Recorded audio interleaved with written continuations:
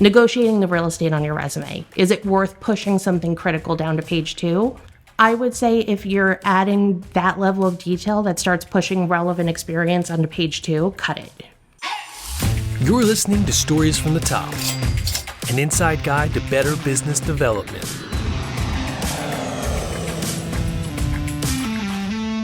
We are back with Liz Schwerd of Haven Hiring Solutions, and today we're going to talk about a common topic of people who believe that robots are rejecting their resumes. So, Liz, tell us a little bit about this phenomenon and what people are thinking is happening, what's actually happening. Got it. So, first off, ATS is an applicant tracking system. So it is nothing more than just a fancy digital filing cabinet. So when a candidate applies to the company career page, you upload your resume. Sometimes it'll say retype all that information into these separate boxes, which is just a bad ATS.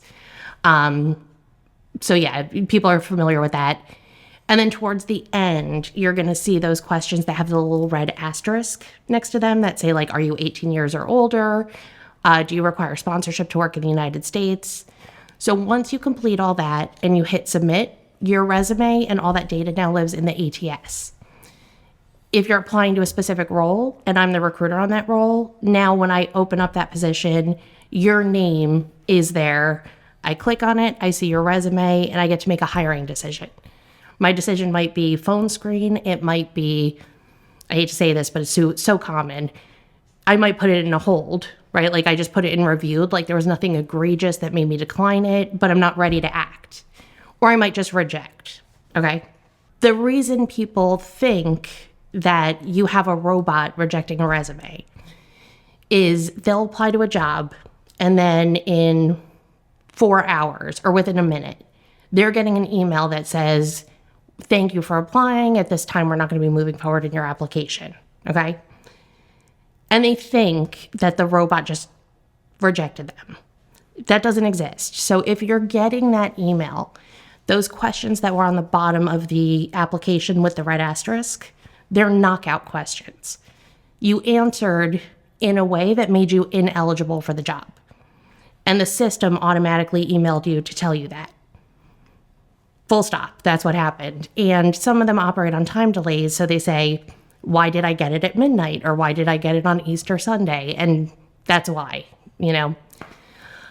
I would say it's really, really common that people answer those questions incorrectly. So I personally, when I can, review those people that were knocked out, and sometimes I re-engage them. The one that is so common anymore is, are you 18 years of age or older? Or are you 21 years of age or older? And I would estimate 10 to 15% answer that question incorrectly. So there's this perception on the candidate side, I meet all the requirements, but maybe they were a little sloppy when they did the application and they said no when they should have said yes. Does that make sense? Mm-hmm. Yeah, so it is an automated response, but it's triggered by those parameters that would make you ineligible for the job anyway. Correct. So be super careful. If you see the red asterisk or like whatever it is, but it's usually the red asterisk, read the question very, very carefully.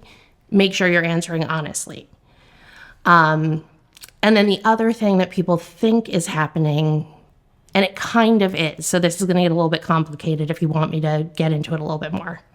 People think that there's AI that's reading your resume and comparing it to the job and determining who's a fit and declining people that they don't determine a fit. That's the robot.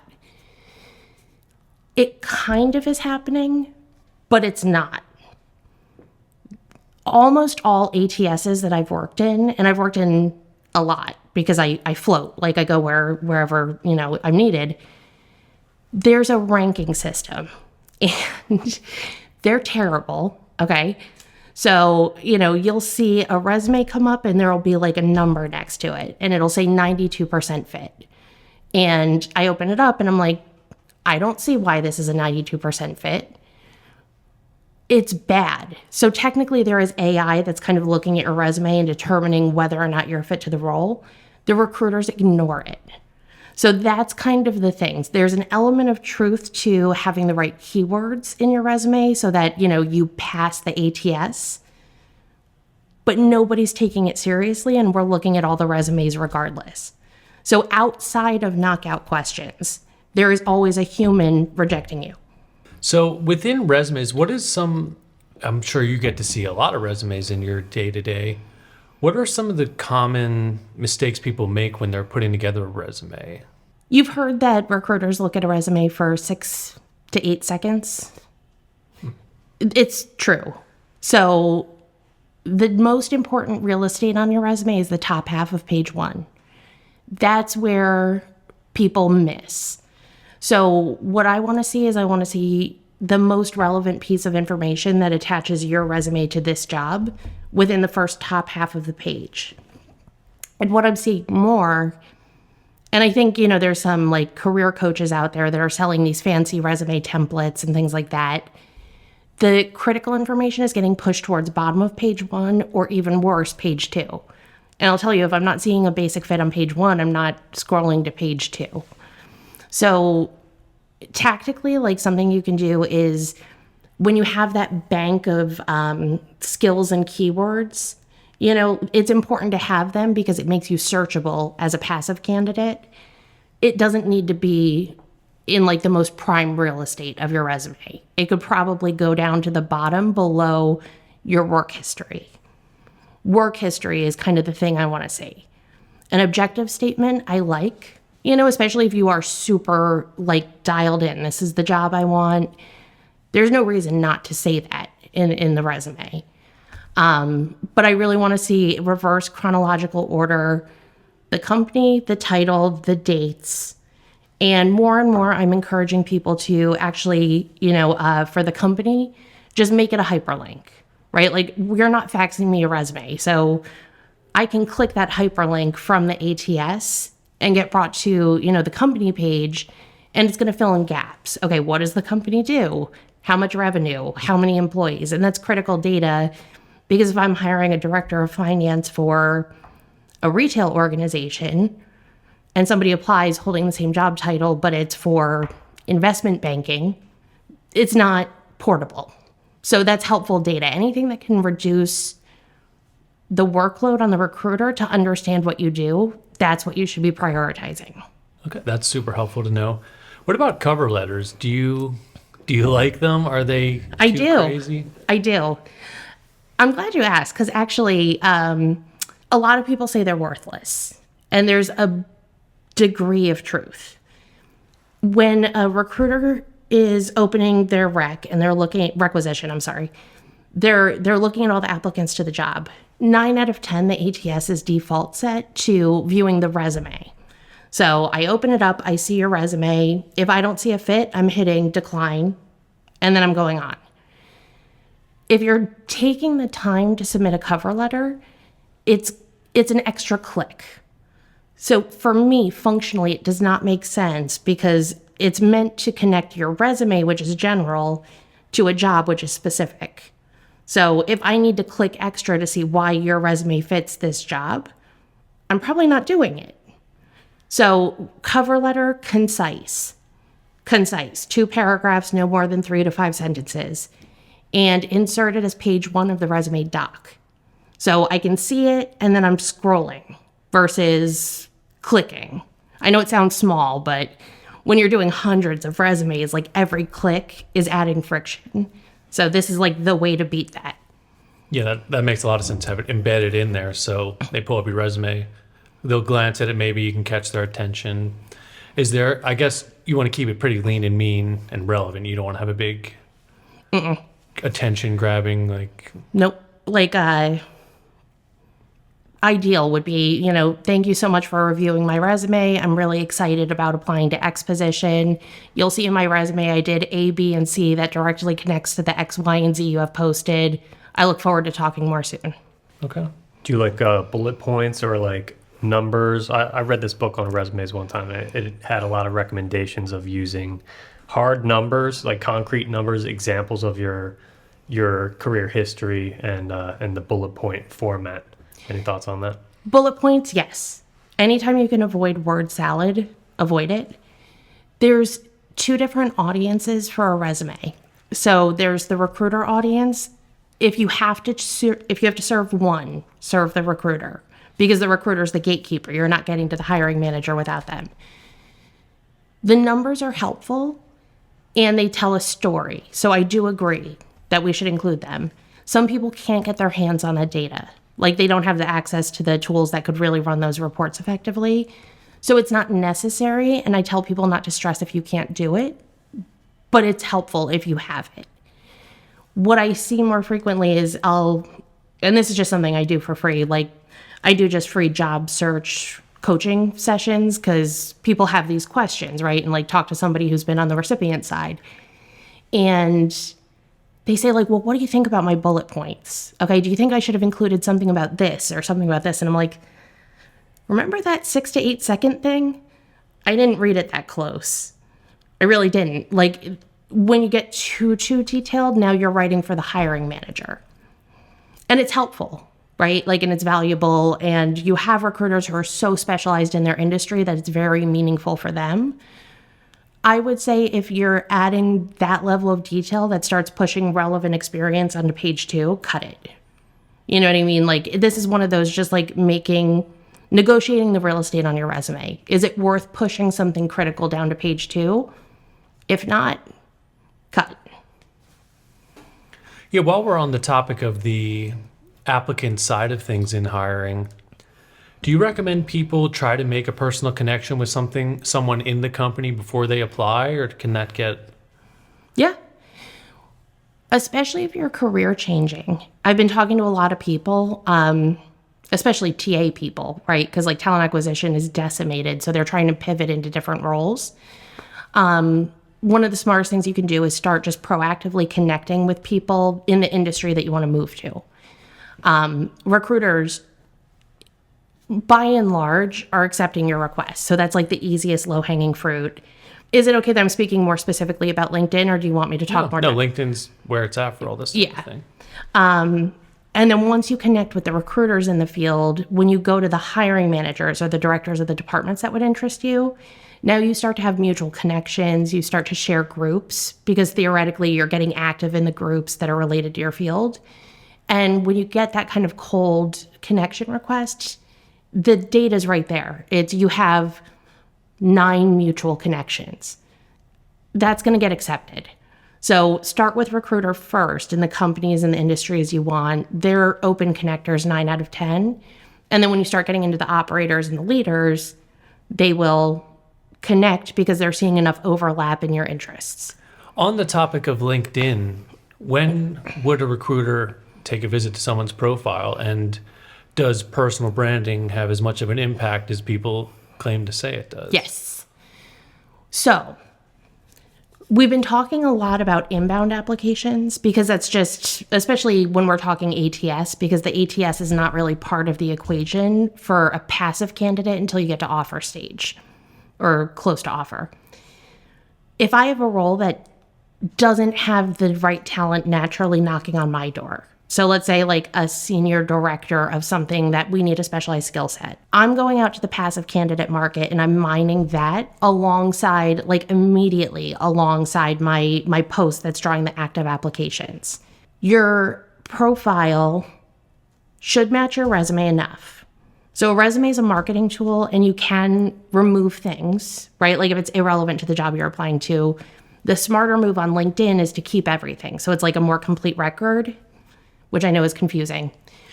But you're not restrained to the character limits and the space restrictions like you are in a resume.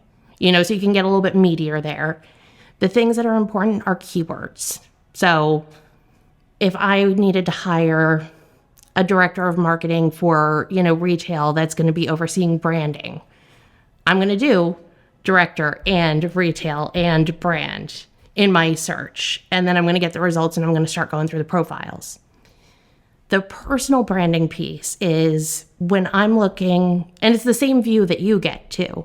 When I look at the profile, it's the name, the headline. So if you're looking for work, make sure your headline loosely connects to what you're looking for. And even before I get to experience, I see your activity. This is where people are going very wrong on LinkedIn these days. And I'm not saying censor yourself, right? Like, it's social media, do what you want with it. But I can see your posts and I can see your comments before I can see your job.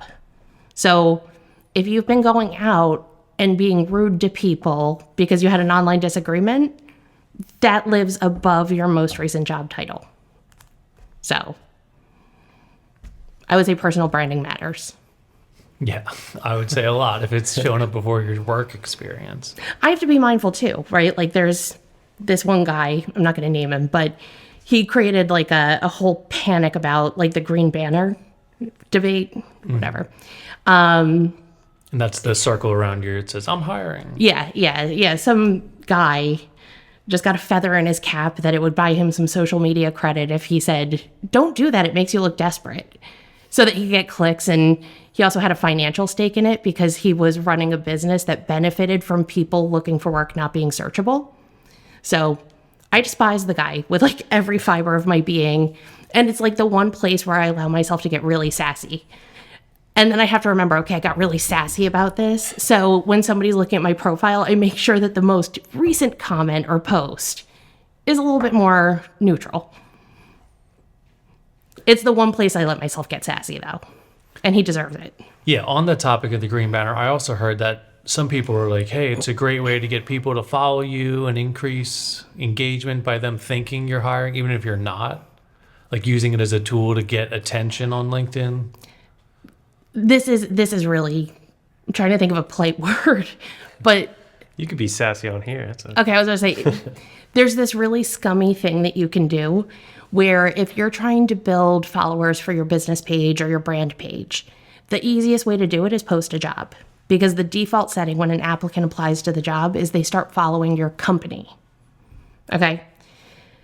I can't market. I just don't have that. And I was talking to my account executive for LinkedIn, and he was saying, I thought we're going into this call like, okay, post with frequency, do this. These are the hashtags. And he told me the quickest way to grow your followers to post a job and then they'll follow you. And I said, but I'm not hiring. And he said, but they'll still follow you. It's like, sir, I don't think we're the right types of people to be working together anymore. He's still my account executive. I don't know what he does with his spare time because it's not talk to me. But yeah, people do post fake jobs to get engagement. And it's gross. It's separate from the green banner. The green banner is just a note that you're open to work. And it's super helpful because there's technically the button for open to work in your profile. The only people, though, that can view that as a status are the people paying for LinkedIn Recruiter. And LinkedIn Recruiter is minimum $10,000 a year. So even me, I'm a recruiter. I pay for Recruiter Lite, which is $180 a month. So if you don't have that circle, that open to work, it's not like I only reach out to people that are open to work, but it's smart to prioritize those people. So if you don't have the banner on, I don't know that you're looking. So. Now, is that strictly for employment positions, or does that apply for subcontractors or business owners, things like that? So here's the fun, bonus tip about the banner is LinkedIn is monetized, right? So they're trying to get you to pay for things. So if I run a search in my LinkedIn, no frills, when I get the profile results, I see the banner, okay? But when I say view results in Recruiter Lite, the banner goes away because they want me to upgrade to full Recruiter. I know it sounds really stupid, but that's how they do it. So a good piece of advice is actually going into Canva, creating your own banner. I would say keep it green because Recruiter Lizard Brain, we see the green, we're not reading the text. But that's a way to skirt that system. And then from there, if you're I wouldn't go crazy with it for just, an accountant doesn't need to go crazy. If you are in marketing or brand, there's value in maybe putting your own text or maybe using a color that aligns to your brand and your portfolio. And it's easily done in Canva, and it skirts the system of getting that banner removed in the results page. Very interesting tip. Yeah. People do it for volunteer, the hiring is a preset one in the open to work, but you'll see open to volunteer gigs or, open to all kinds of stuff because you can just customize it and it's easy enough. I guess if you chose like a non-green or purple color, you could stand out like, oh, what's that say? And Yeah. all of a sudden you're drawing attention with your embedded banner. Yeah. Yeah, I was thinking about doing one for myself. But if you can't tell, I'm like so wordy. And I was like, what can I possibly write that would fit and be visible in that little like moon circle? So Awesome. Well, Liz, thanks again for coming on. We have another topic coming up in the next episode. If anyone wants to get a hold of Liz or learn more, they can find her on LinkedIn, Liz Schwerd, and her website is havenhiringsolutions.com. havenhiring.com. Havenhiring.com. Sorry about that. Havenhiring.com. Okay. Liz, thanks once more. Thank you. Stories from the Top is your guide to successful business development. Subscribe wherever you get your podcasts or find Edge of Cinema on YouTube. Stories from the Top is an Edge of Cinema production, hosted by Matthew Skura and Jeremy Schmidt. To learn more or get in touch, visit edgeofcinema.com/podcast.